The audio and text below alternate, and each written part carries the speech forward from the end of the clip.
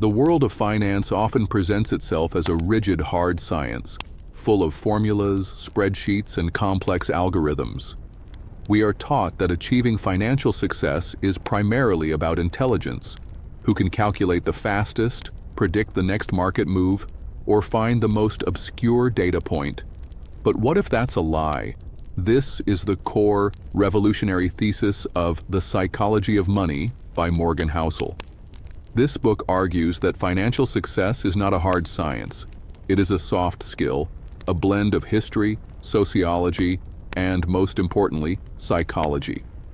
Your skill set in a spreadsheet matters less than your behavior in a moment of panic. The greatest investor is often not the smartest, but the one who can remain patient for the longest. Housel strips away the jargon and focuses on 20 short stories and timeless lessons that govern how ordinary people think about and use money.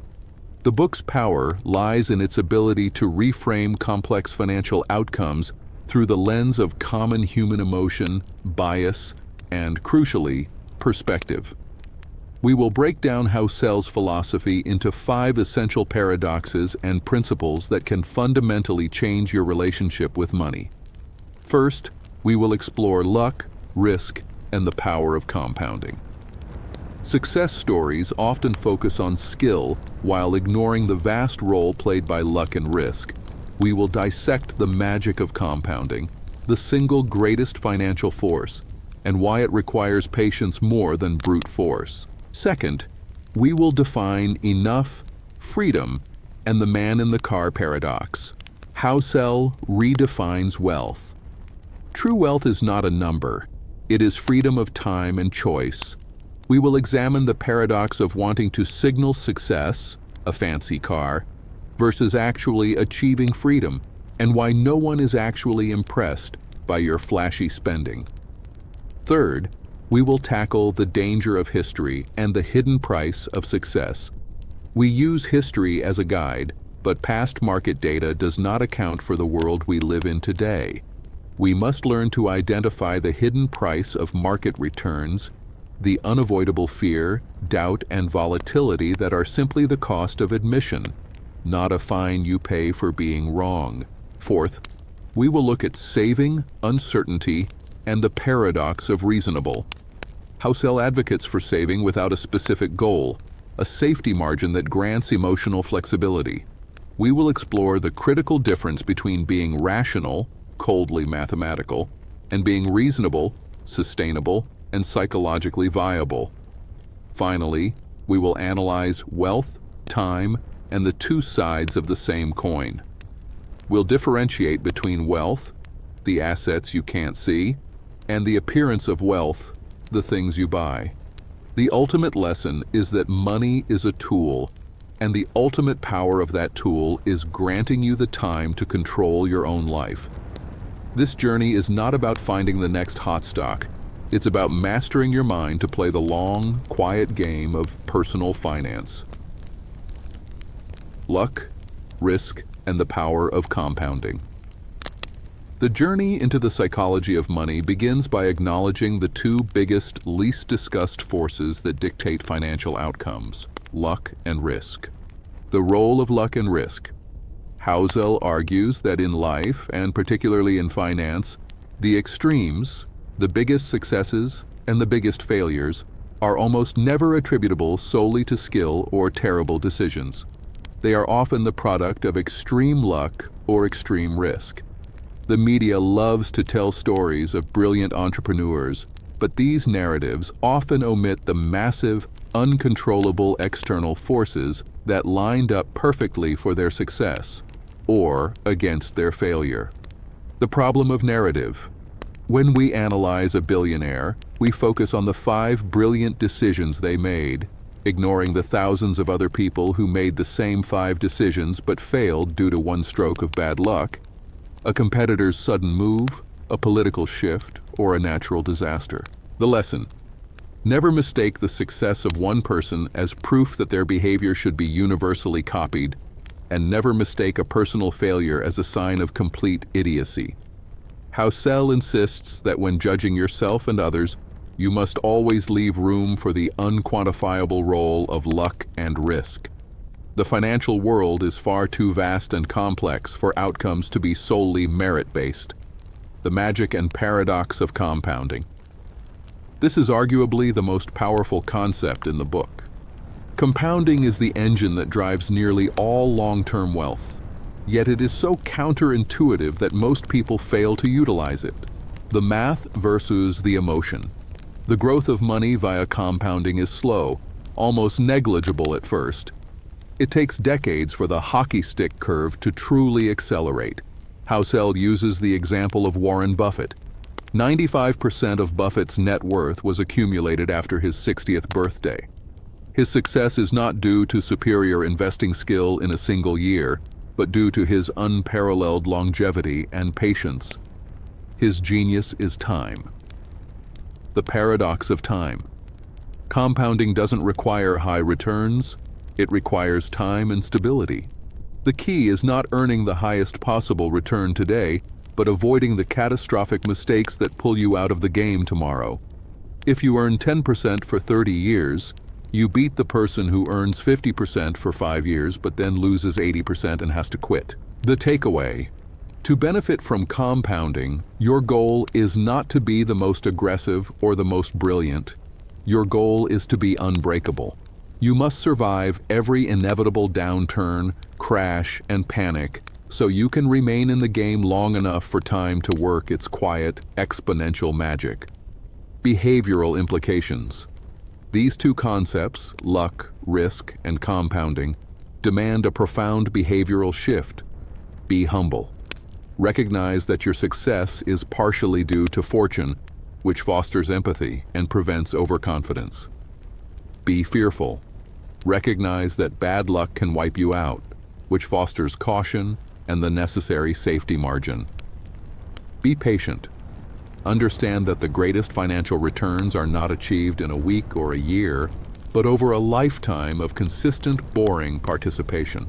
Housel concludes this section by stating that if you want a better financial result than someone else, you often don't need better data or a better strategy. You just need a longer time horizon and the emotional fortitude to stick with your plan when everyone else is panicking.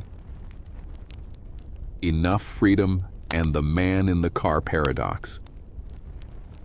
This part of the book fundamentally redefines what wealth is and how people use money to signal their status.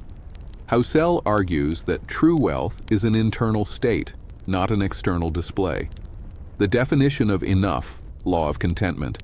One of the most dangerous tendencies in human psychology is the inability to define when enough is enough. The goalposts of wealth constantly move, creating the hedonic treadmill, where higher achievement simply resets the level of expected happiness, leading to perpetual dissatisfaction. The danger of the unknown. Housel warns against taking extreme risks, those that threaten what you already have, for gains that you do not actually need. He uses the example of an investor who risks a lifetime of savings for one final massive deal. The emotional value of a $100 million portfolio is not twice the emotional value of a $50 million portfolio. The risk-reward ratio becomes catastrophic. The highest price. If you cannot define enough, you risk losing your reputation, your freedom, or your family in the relentless pursuit of more. The highest financial achievement is knowing when to stop. Freedom as the ultimate wealth. Housel's most profound argument is that money's greatest intrinsic value is its ability to buy control over your time. The true purpose of money. True wealth is not a new watch or a bigger house. It is the ability to wake up one morning and say, I can do whatever I want today. It is the ability to choose your job, your schedule, and your company without external financial pressure. The silent dividend. This freedom provides a silent dividend, a constant daily stream of happiness and peace that far exceeds the fleeting pleasure of a luxury item. This control over time is the one thing everyone universally wants. Yet most people trade it away in the pursuit of money. They think they need to buy things they don't care about. The man in the car paradox. This section directly confronts the behavioral error of conspicuous consumption, the attempt to use expensive items to signal success. The miscommunication. When a person drives a flashy car, they believe they are communicating, "Look how successful and important I am." The reality. The actual thought in the minds of everyone else who sees the car is, "Wow, that's a nice car. I wish I had that car. I wonder what I would look like driving it." The irony. No one is impressed by you. They are only impressed by the object and are projecting themselves into it. People want your possessions, not your success. The takeaway. If you want to impress people, focus on building wealth, assets that provide freedom and are unseen, rather than visible status symbols. Money spent on visible luxury is money wasted on a failed communication attempt. True wealth is silent. Housel concludes that if you want wealth, you must prioritize saving and patience, which create freedom, over spending and showing off, which create obligations and debt. The danger of history and the hidden price of success. Financial education often relies on historical data, assuming that the past is a perfect predictor of the future. Housel dismantles this assumption, emphasizing the difference between studying history and predicting the future. The danger of history. We use data from the past to anchor our expectations for the future, but we must acknowledge two massive variables. The never-before factor. History is useful for understanding human behavior, but not market specifics. Past data cannot account for events that have never occurred before. Global pandemics, unprecedented technological shifts, or zero interest rate policies lasting a decade. We are living through unique economic experiments, and blindly trusting historical averages is a dangerous form of self-deception. The context trap. Every historical event was driven by specific context, fear, and knowledge available at that time. Today we have a different context, different knowledge, and different fears. Relying on the average stock return of the last 100 years ignores the fact that the people investing then had radically different motivations than we do now. We are not the same. The lesson. Approach historical data with extreme humility. Use it to understand how people react under stress, but never use it to precisely map out your portfolio's returns for the next decade. Build a financial plan that is robust enough to survive events that history tells you are impossible. The hidden price versus the fine. A crucial psychological hurdle for all investors is accepting volatility and fear. Most people treat these things as a fine, a punishment for making a bad decision. Housel argues they are, in fact, the price of admission, the price of returns. Market returns are not free. They are compensated for the fact that you must tolerate temporary losses, endure periods of intense fear, and accept the possibility that the market might be down for years at a time. This volatility is not a glitch. It is the fee you pay for the market's long-term growth. The psychology of the sale. When you buy stocks, you don't pay only with cash. You also pay with time and emotional endurance. If you cannot handle the emotional cost of a 30% drop, you cannot remain in the game long enough to earn the long-term return. Analogy: if you want to buy a house, you accept the price tag. You don't get angry that the house costs money. Similarly, if you want long-term market returns, you must accept the price tag of temporary market crashes. If you see a market crash as a fine, you panic and sell, effectively refusing to pay the price and therefore forfeiting the return. If you see it as a price, you simply endure it, knowing it is a necessary cost for admission. The takeaway. Stop viewing market corrections as errors you need to avoid, and start viewing them as non-negotiable costs of earning a long-term return. This psychological framing is the difference between panic selling and patiently compounding. Saving, uncertainty, and the paradox of reasonable. This part focuses on the most critical element of personal financial control: saving, and the mindset required to make a sustainable long-term plan. Saving without a specific goal, the safety margin. Housel champions saving as the foundation of freedom and emotional resilience, often advocating for saving without a specific goal in mind. The value of optionality. Most people save for a goal, a down payment, a vacation. But Housel argues the greatest benefit of saving is the optionality it creates. Money saved for nothing is a safety margin, a buffer against bad luck, a resource for seizing unexpected opportunities, or a cushion for career changes. The psychological benefit. This safety margin acts as emotional insurance. It allows you to withstand unexpected job loss, medical expenses, or market crashes without being forced to make destructive, panicked decisions. The primary purpose of the safety margin is not to optimize returns, but to help you sleep at night. The power of humility. Saving without a goal is an act of humility. It acknowledges that you cannot predict the future and that the world will throw curveballs. The margin of safety is an admission that you do not know what opportunities or disasters lie ahead, and you are preparing for both.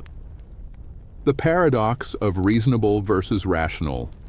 Housel draws a critical distinction between two different ways of thinking about money: rational, purely mathematical, cold, and optimizing.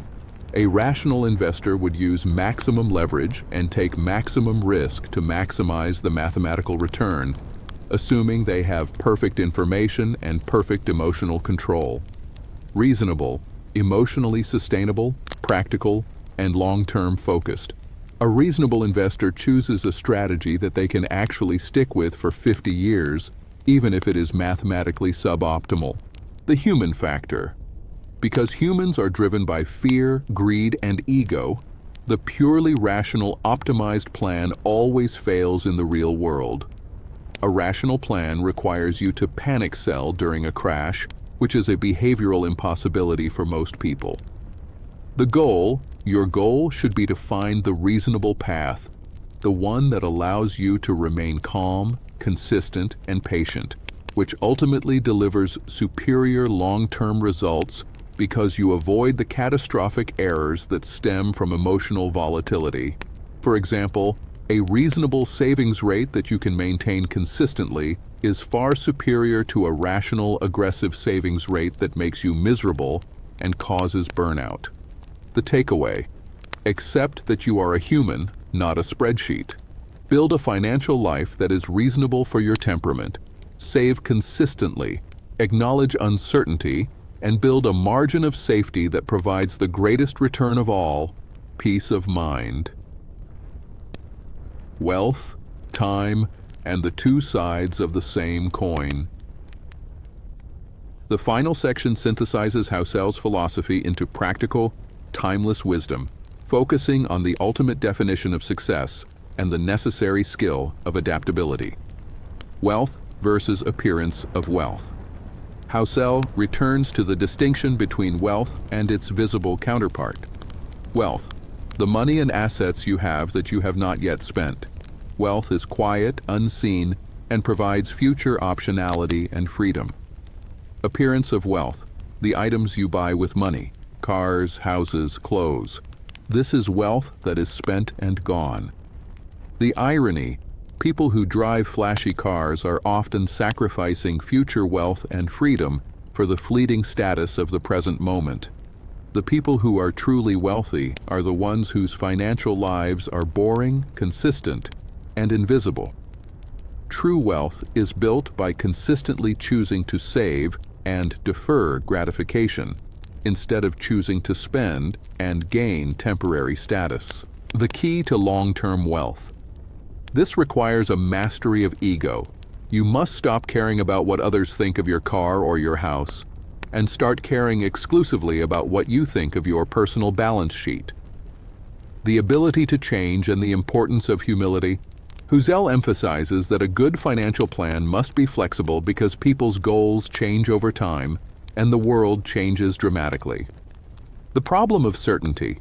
Investors often create 5-year or 10-year plans based on who they are today, assuming their values and desires will remain static.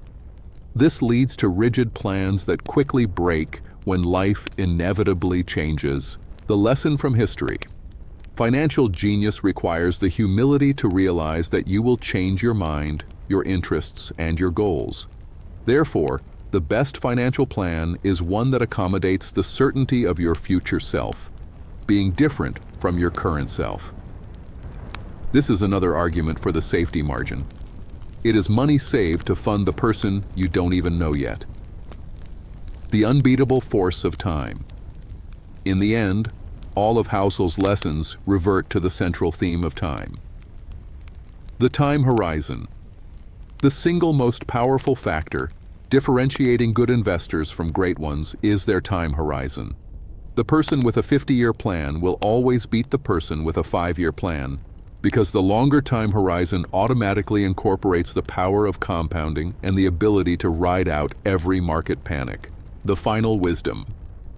The goal of the psychology of money is to help you remain sane, humble, patient, and persistent long enough for time to do the heavy lifting. The most important metric is not the return you generate in a single year, but the return you sustain over a lifetime. The silent, boring truth is that enduring consistency always beats short-term brilliance. Housel leaves the reader with the understanding that mastering money is fundamentally about mastering oneself, controlling the ego, embracing patience, and using money as the ultimate tool to buy freedom.